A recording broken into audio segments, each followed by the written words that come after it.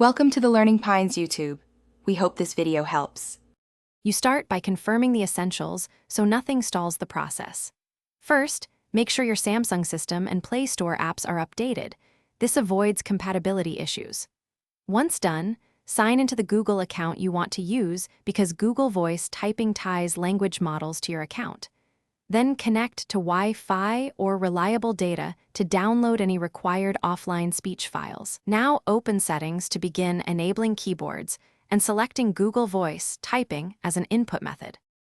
You navigate directly to Settings right arrow General Management, right arrow Keyboard List, and default to Manage Input Methods. Tap Keyboard List and toggle Google Voice typing on.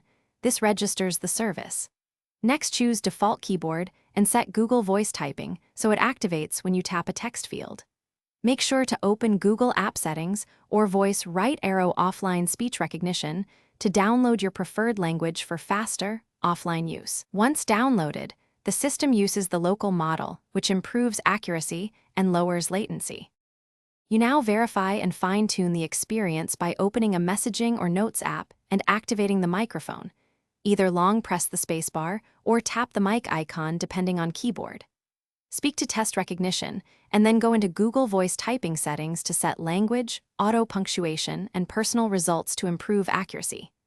If it doesn't work, clear cache and data for the Google app, reboot the phone, or reinstall the keyboard. These steps resolve most permission or corrupted resource problems, so voice typing runs reliably.